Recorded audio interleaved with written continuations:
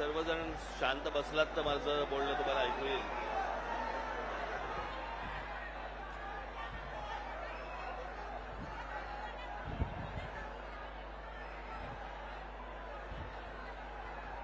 त्या माईकच्या इकडनं कोणीतरी उठले पाहिजेत ना.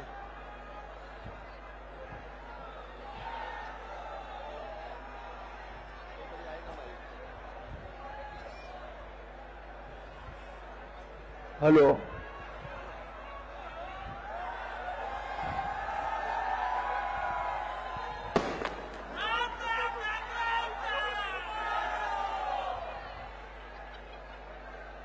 आता येतं ऐकू.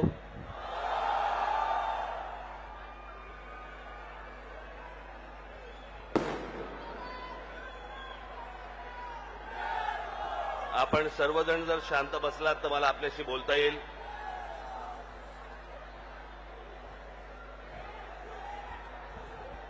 इथे बरीच गर्दी झालेली आहे. हा तिकडे आणता येईल का रे माईक? हा माईक आणता येईल तिकडे? हॅलो. नाही, हॅलो. हा येतोय आवाज पाठी? येतोय आवाज? तू थांब रे. येतोय थांब जरा पुढे पुढे. हा माईक आणता येईल का तिकडे? हा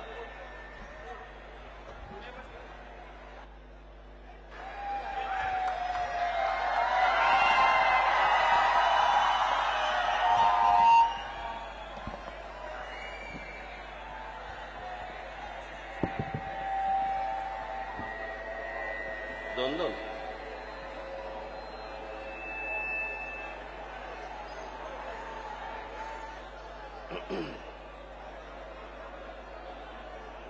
आता येतं ऐकू. आता आपण जर सर्वजण शांत बसलात तर मला आपल्याशी बोलता येईल.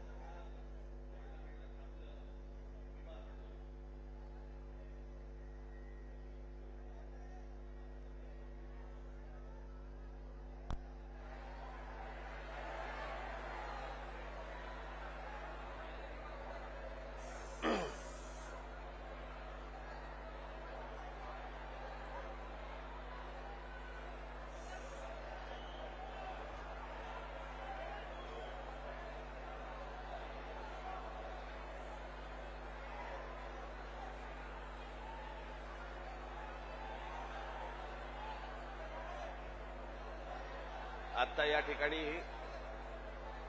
उभं राहायला देखील जागा नाहीये.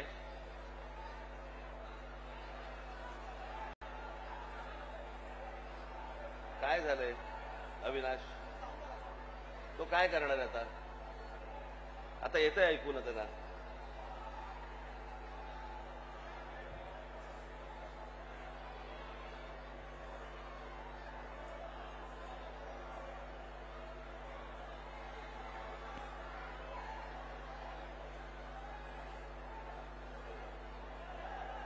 मुंबईतनं घरातून निघालो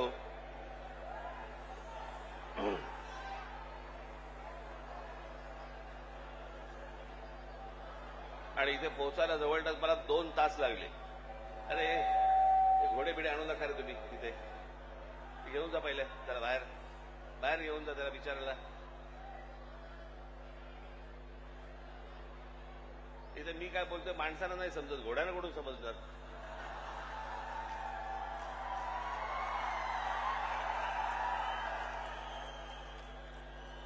त्या बिचारा एक त्याला जागा करून त्या बिचाराला. उगाच कुठेतरी गर्दीमध्ये काहीतरी घेऊन येतात.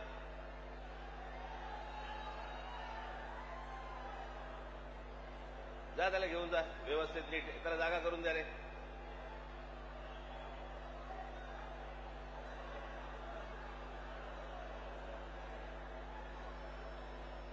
त्याला व्यवस्थित जागा करून द्या सगळ्यांनी जायला.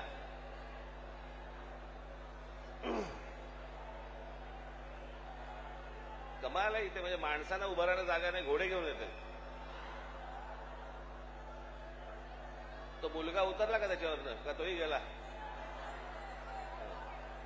तुलाच पकडलं होतं का पोलिसांनी?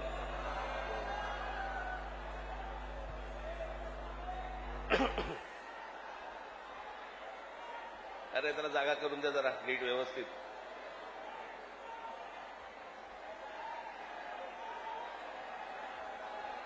कशाला प्राण्यांवरती अत्याचार करताय? ए तुझा झेंडा हलवणं थांबव, बंद करते, बंद करा आता. मी आता बोलायचंय का तुम्हाला बोलायचंय?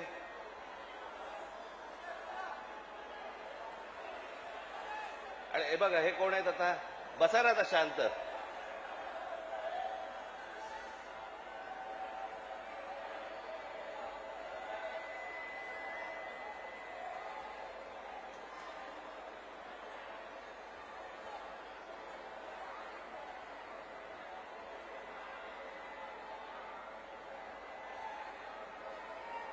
आता जिकडे आहात तिकडे उभे राहा.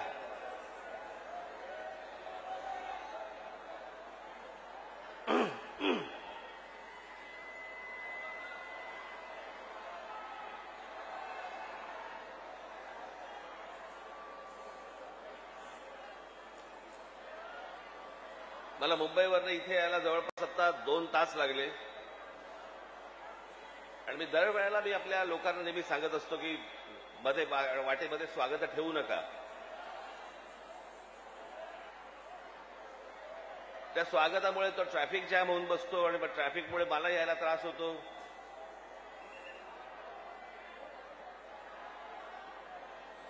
आज इकडे मीरा भाईंदरला मी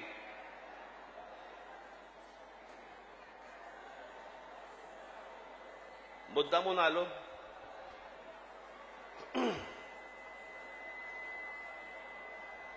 त्या दिवशी तो जो घडलेला प्रसंग होता इथला,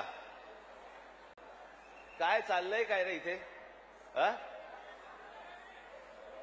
काय चाललंय तुमचं?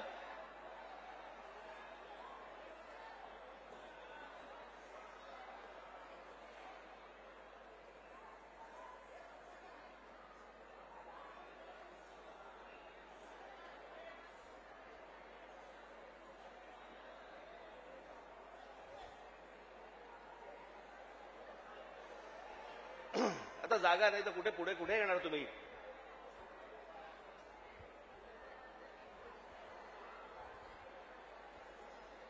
त्या दिवशी इथे जो काही प्रसंग घडला, त्या काय कोणते मिठाईवाल्याचा काहीतरी झाला तो भाग.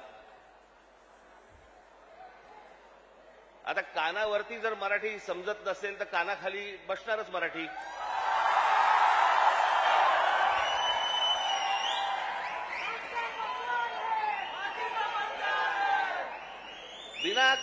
विनाकारण काहीतरी काढत असतात. साधा छोटा प्रसंग होता तो.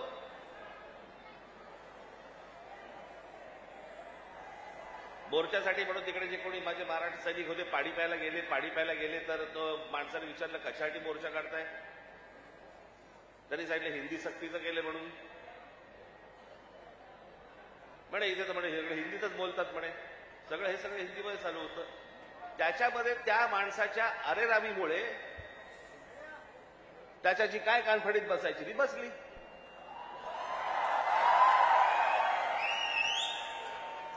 मग लगेच इकडच्या सगळ्या व्यापाऱ्यांनी बंद पुकारला. तुमच्या मारली होती, अजून नाही मारली आहे.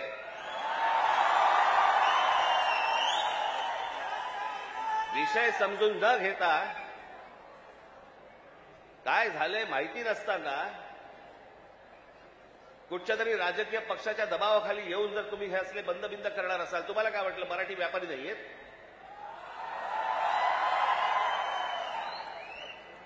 दुकानं बंद करून किती काळ राहणार आहात? शेवटी आम्ही काहीतरी घेतलं तरच दुकान चालणार ना. महाराष्ट्रामध्ये राहताय, शांतपणे राहा, मराठी शिका. आमचं काही वावडं नाहीये, तुमच्याशी काही भांडण नाहीये. पण मस्ती करणार असाल इथे तर महाराष्ट्राचा दणका बसणार म्हणजे बसणार, एवढं लक्षात ठेवा.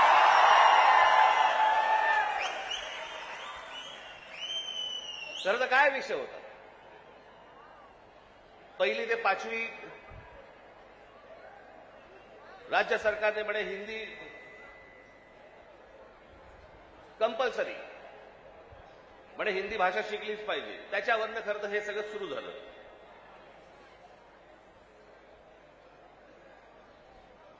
काल आमचे ते मुख्यमंत्री महाराष्ट्र राज्याचे देवेंद्र फडणवीस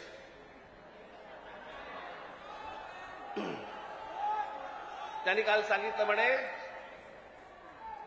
तिसरी हिंदी भाषा आम्ही सक्तीची करणार म्हणजे करणार.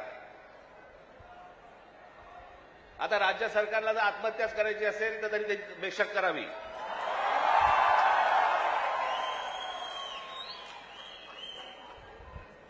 त्या दिवशीच्या मोर्चाच्या फक्त धसक्याने निर्णय मागे घ्यायला लागला होता.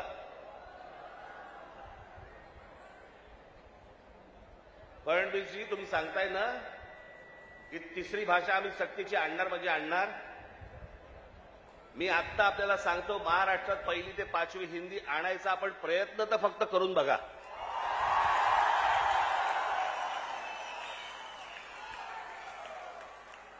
दुकानं नाही, शाळाही बंद करीन.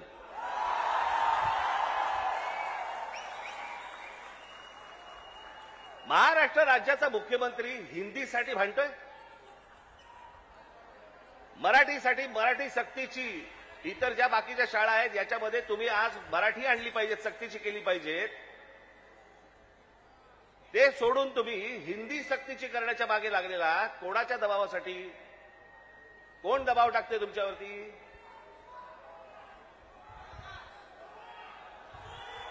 हे केंद्रामधलं हे केंद्राचं पूर्वीपासूनच आहे, काँग्रेस असल्यापासूनच आहे हे सगळं.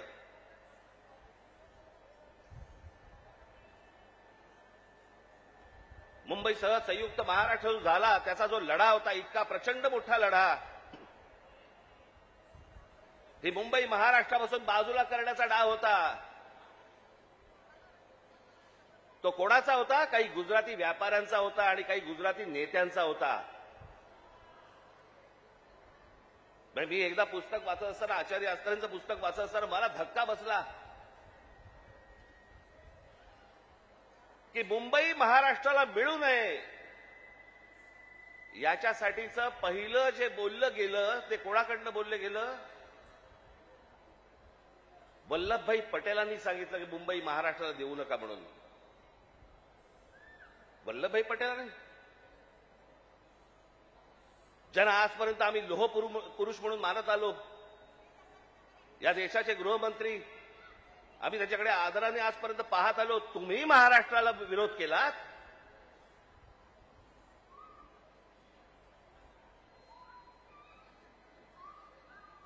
ज्या ज्या वेळेला महाराष्ट्रामध्ये आंदोलन झाली आहेत त्या त्यावेळेला हे मोरारजी देसाई गोळीबार करून लोकांनी ठार मारले होते, मराठी माणसाला ठार मारले होते इथे महाराष्ट्रात. गेले अनेक वर्षांचा ह्यांचा मुंबईवरचा डोळा आहे, अनेक वर्षांचा. हे सहज नाही होते सगळ्या गोष्टी. मी त्या दिवशीच्या माझ्या भाषणामध्ये मी म्हटलं ना, हे चाचपडून बघतायत, तुम्हाला चाचपडून तपासून बघतायत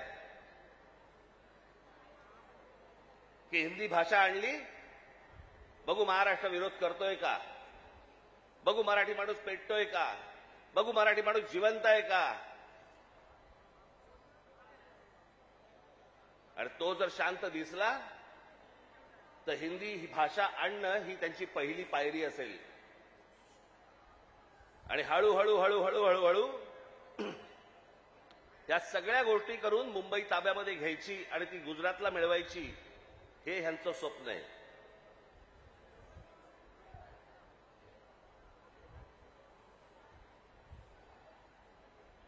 खरं तर बाकीच्यांचा विषय येतो कुठे मला कळतच नाही.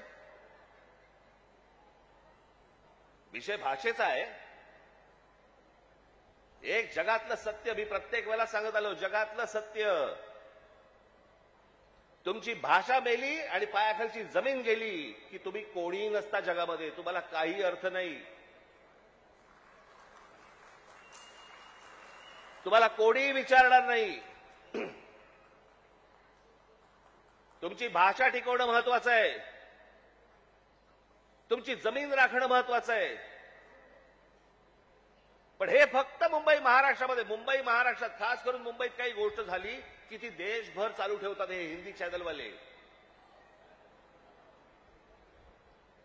हे कसले हिंदी चॅनलवाले?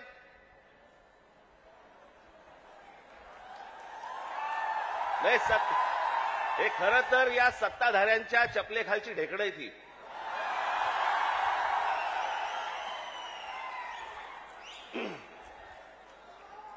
आता बघा, थोड्या वेळात बघा सुरू करतील. राज ठाकरेने उगला जहर.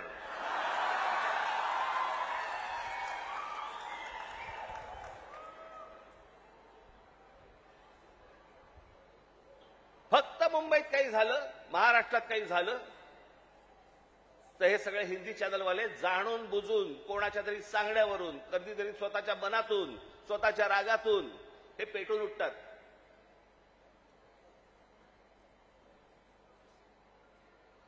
माझ्या बिहारमधले जे काही लोक आहेत, माझं त्यांनाही विचारणं आहे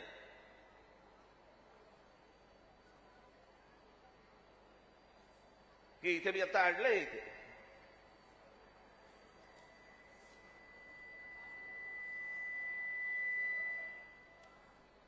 28 सप्टेंबर 2018. ऐका नीट मी काय बोलतोय. 28 सप्टेंबर 2018 धुंदार, हिम्मतनगर जवळ, जिल्हा साबरकांठा, गुजरात, 14 महिन्याच्या एका मुलीवरती बलात्कार झाला. ती मारहाण, त्याच्यानंतर बिहारी लोकांना गुजरातमध्ये मारहाण केली आणि जवळपास मारहाण करून 20,000 लोकांना गुजरातमधनं बिहाऱ्यांना हाकलून दिले, बाहेर काढले. झाल्या का बातम्या?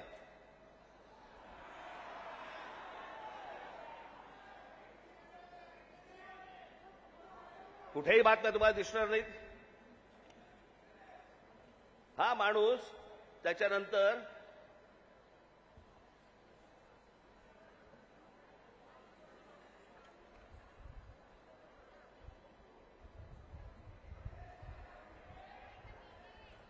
त्याच्यानंतर याने भारतीय जनता पक्षामध्ये प्रवेश केला.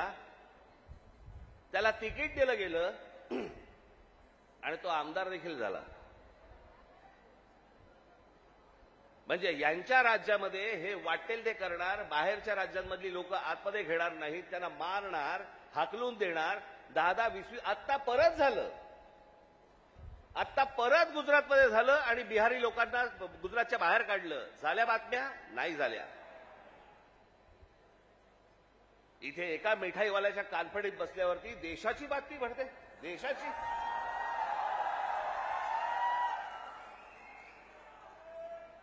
देशामध्ये चित्र असं रंगवलं जातं की बघा मुंबईमध्ये, महाराष्ट्रामध्ये अमराठी लोकांना कसे मारतायत.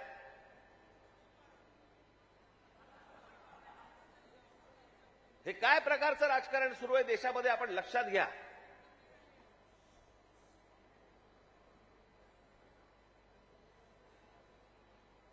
कसली कोणती हिंदी घेऊन बसलो आपण, ज्याला साधा 200 वर्षाचा इतिहास आहे. 200 वर्ष. मराठी भाषेला 2,500 ते 3,000 वर्षांचा इतिहास आहे.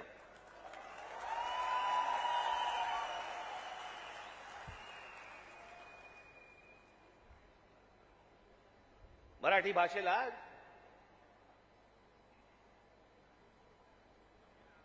अभिजात भाषेचा दर्जा मिळाला.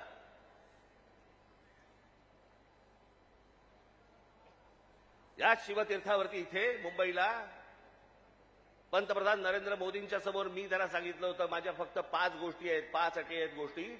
त्यातली एक पहिली, मराठीला अभिजात भाषेचा दर्जा तुम्ही द्या. पंतप्रधान झाल्या दर्जा दिलाय. वर्ष झालं, 1 रुपया नाही आलाय. हिंदी भाषेला म्हणजे गंमत बघा, एखाद्या भाषेला जर समजा अभिजात भाषेचा दर्जा द्यायचा असेल तर त्याला कमीत कमी 1400 वर्ष जुनी ती भाषा पाहिजे. बरोबर? ही अट आहे कमीत कमी. म्हणजे हिंदीला अभिजात भाषेचा दर्जा मिळायला अजून 1200 वर्ष आहेत. 1200 वर्ष आहेत आणि ती भाषा तुम्ही आमच्या लहान मुलांवरती आणि आमच्यावरती लादणार. हिंदी या भाषेमुळे हिंदी चित्रपट सृष्टीतल्या नटनट्यांचं भलं झालं, याच्या पलीकडे कोणाचं भलं झालं जरा सांगा मला. साधी गोष्ट आपण पकडूया की उत्तर प्रदेश, बिहार, मध्य प्रदेश, राजस्थान इथे हिंदी बोलली जाते. मग हे लोक उठतात आणि महाराष्ट्रामध्ये नोकरीसाठी काय येतात? जर हिंदी भाषेमुळे जर तुमचंच भलं झालं नसेल आणि तुमचीच राज्य मोठी झाली नसतील आणि तुम्हाला जर दुसऱ्या प्रदेशामध्ये जाऊन जर समजा तिकडे येऊन नोकऱ्या कराव्या लागत असतील, नोकऱ्या मागाव्या लागत असतील, गुजरात सारख्या राज्यामध्ये जाऊन तिकडे जर समजा तुम्हाला मार खावा लागत असेल, हिंदीने काय भलं केलं तुमचं? कोणती भाषा घेऊन बसलोय आपण? आणि त्या भाषेसाठी म्हणून महाराष्ट्राचा मुख्यमंत्री पेटलाय. मला कारणच नाही कळलं.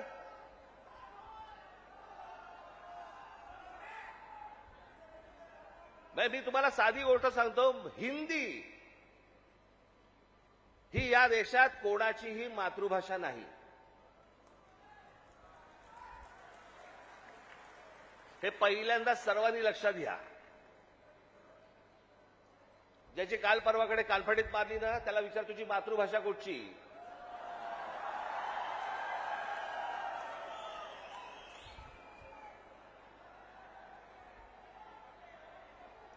अहो, हिंदी ही इकडच्या तिकडच्या सगळ्या कडबोळ्यातनं तयार झालेली 100-200 वर्षापूर्वीची भाषा. बाकीच्या सगळ्या तर केवढ्या जुन्या भाषा आहेत. उत्तर प्रदेश, बिहारला आता समजलं पाहिजे, राजस्थानला आता समजलं पाहिजे. मी आता एक आणलं इथे उदाहरणार्थ बघा. हिंदी या भाषेमुळे हिंदीने किती भाषा मारल्या? तर जवळपास 250च्या आसपास भाषा मारून टाकल्या. त्याच्यामध्ये कांगरी, गडवाली, कुमाऊनी, अवधी, हरियाणवी, ब्रज, भोजपुरी, मगधी, बाघेली, छत्तीसगडी, बुंदेली, माळवी, भिल्ली, नागरी, बागरी, मारवाडी अशा अनेक भाषा आहेत.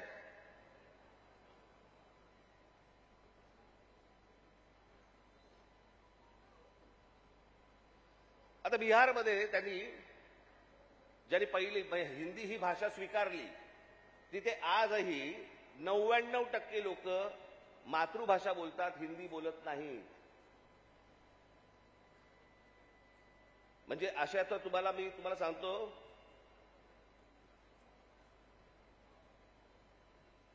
हनुमान चालीसा आहे ना, हनुमान चालीसा, ज्याला तुम्ही हिंदी म्हणता, ते अवधी आहे, हिंदी नाही.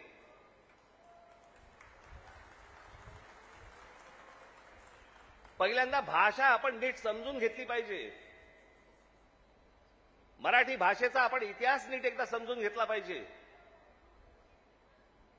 पण ह्यांना भाषेवरती यांचं प्रेम नाहीये. माझं तर सगळ्या भाषांवरती प्रेम आहे. माझा तर दावा कदाचित चुकीचा नसावा, परंतु महाराष्ट्रामधले जेवढे काही नेते आहेत त्या सगळ्यांपेक्षा हिंदी माझं बरं आहे. आणि याचं कारण माझे वडील. माझ्या वडिलांना व्याकरणासकट उत्तम मराठी तर येतच होतं, उत्तम इंग्रजी येत होतं, उत्तम हिंदी येत होतं आणि माझ्या वडिलांना व्याकरणासकट उत्तम उर्दू येत होतं.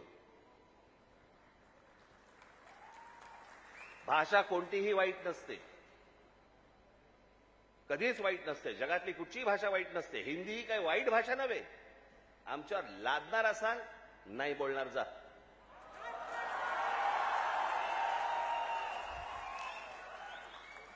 आणि लहान मुलांवरती तर नाहीच नाही. काही विषयच येत नाही या गोष्टींचा. यांचं राजकारण काय चालू आहे ते पहिलं बघा तुम्ही. या सगळ्या गोष्टी मी तुम्हाला आत्ताच सांगतोय. मी माझ्या पत्रामध्ये पण दिलं होतं, आम्ही हिंदू आहोत, हिंदी नव्हे.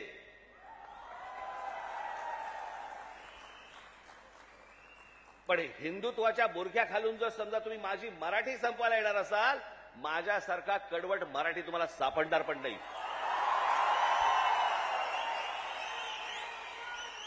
हिम्मत असेल तर हात लावून दाखवा तुम्ही. आणि हे सगळं षडयंत्र तुम्ही नीट समजून घेतलं पाहिजे. षडयंत्र मुंबईला जर हात लावायचा असेल तर या ठिकाणचे सगळ्या मीरा भाईंदर पासून तिथे पालघर पर्यंतच्या सगळ्या जेवढ्या मतदारसंघ आहेत, हे मतदारसंघ ह्यांना अमराठी लोकांचे करायचे.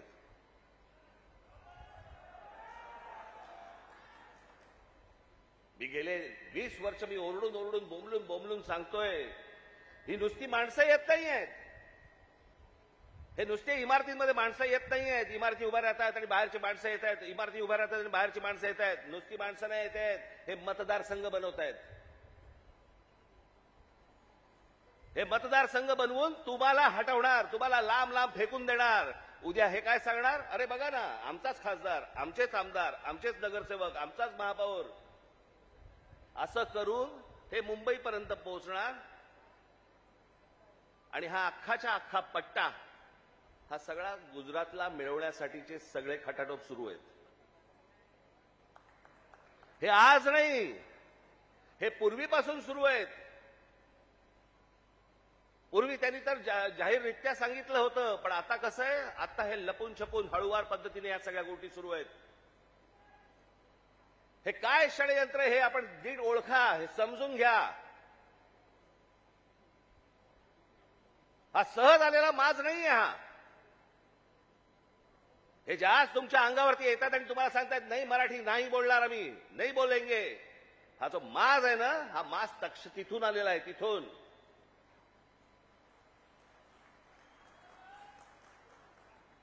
मी आज तुमच्याकडे काही लंब चौडं भाषण करण्यासाठी नाही आलो. मी खरं तर आज शाखेच्या उद्घाटनाला आलो होतो. मला अविनाशने मला सांगितलं की साहेब तिकडे येणारच आहात तर एक छोटी सभा आपण घेऊन टाकू. पण मला तुम्हाला जे सांगायचंय ते हे सांगायचंय की तुम्ही सतर्क असले पाहिजेत. आज काहीतरी प्रकरण उसळलं आणि आज काहीतरी उघडलं म्हणून आज आम्ही जागे व्हायचं, उद्या त्याच्यानंतर आम्ही झोपून जायचं आणि मग बाकीचं सगळं पोखरलं जातंय. भुसभुशीत जमीन असते ना, घुशी तिकडे होतात, खडकामध्ये घुशी नाही होत. तुम्ही खडकासारखे टणक असले पाहिजेत. महाराष्ट्राची तुम्ही भक्कमपणे बाजू उभी केली पाहिजे. महाराष्ट्र काय हा तुम्ही समजून घेतला पाहिजेत. मी जे सतत तुम्हाला जे सांगत असतो ना, 1400 वर्ष राज्य केलेला हा महाराष्ट्र या प्रांतावरती. मी अनेकदा बोलत आलो, तुम्हाला सांगत आलो की ह्याला पर्शियन लोक ह्याला हिंद प्रांत म्हणत. छत्रपती शिवाजी महाराजांची घोषणा पण काय होती, हे हिंदवी स्वराज्य व्हावे ही नव्हती, हे हिंदवी स्वराज्य व्हावे ही होती. या हिंद प्रांतावरती आमची सत्ता असावी. हा संपूर्ण हिंद प्रांत आमच्या हातामध्ये असावा. बाहेरच्यांनी येऊन आमच्यावरती इथे सरकार स्थापन नाही करायची. आम्ही कोणी गुलाम नाही आहोत. या प्रांतावरतीचा अधिकार कोणाचा असेल तो आमचा आहे. आणि 1400 वर्ष या मराठेशाहीने जे राज्य केलं, ज्याला आपण म्हणतो ना अटके पार आम्ही झेंडे फडकवले. अटके पार झेंडे फडकवले म्हणजे काय, आजही मला असं वाटतं पाकिस्तानच्या वायव्येला का नैऋत्येला तो अटक नावाचा किल्ला आहे, त्या किल्ल्यावरती भगवा ध्वज फडकला. ते अटक किल्ला, तो अटके पार झेंडे फडकवले आम्ही. तिथपर्यंत पोहोचले होते मराठे. तो महाराष्ट्र हतबल आहे. तो महाराष्ट्र ह्यांच्यासमोर हात पसरतोय. आम्ही भिका मागायच्या आम्हाला न्याय द्या म्हणून. तुम्ही या महाराष्ट्राचे राजे, तुम्ही या महाराष्ट्राचे मालक. बाकीची माणसं बाहेरून आली, ती तुमच्यावरती रुबाब करणार आणि आम्ही हतबलतेने त्यांच्यासमोर बोलणार, अरे नाही नाही भाई साहब ऐसा मत. का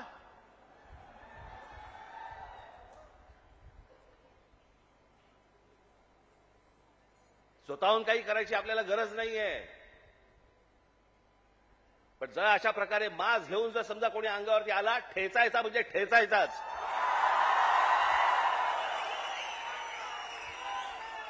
त्या दिवशी तो कोणतरी भारतीय जनता पक्षाचा एक खासदार कोणतरी दुबे नावाचा कसा काय बोलला, मराठी लोगों को हम यहां पे पटक पटक के मारेंगे. झाली का हो केस त्याच्यावरती? हिंदी चॅनल वाल्यांनी दाखवलं का? पुढे चालवलं का? काही नाही. बघा कसं असतात, कसे असतात ते बघा. तू आम्हाला पटक पटक के मारणार दुबे? दुबेलाच मी सांगतो, दुबे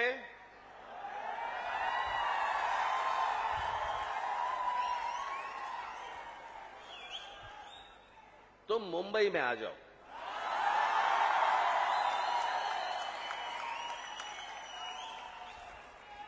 मुंबई के समुंदर में डुबे डुबे कर मारेंगे.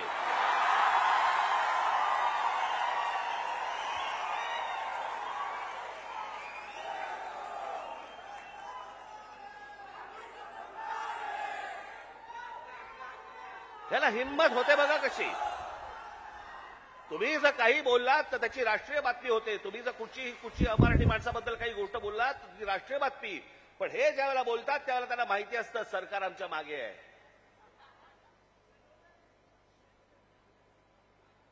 कारण सरकारच जर समजा या गोष्टी इथे लादत असेल तर या लोकांची हिंमत तर वाढणारच आहे. एक गोष्ट त्या दिवशी मी सांगितली, पुन्हा एकदा सांगतो, तुमची सत्ता असेल ती लोकसभेमध्ये आणि विधान भवनामध्ये. आमची सत्ता रस्त्यावरती आहे, रस्त्यावरती. काय नाही, 56 इंचाची तुम्ही पण छाती बाहेर काढून फिरा. हा महाराष्ट्र आहे, तुमच्या बापाचा महाराष्ट्र आहे. परत कोणी जर महाराष्ट्रामध्ये वेडं वाकडं वागायचा प्रयत्न केला, माझा महाराष्ट्र सैनिक त्याचा गाल आणि त्याचा हात या सगळ्या गोष्टींची युती झाल्याशिवाय राहणार नाही.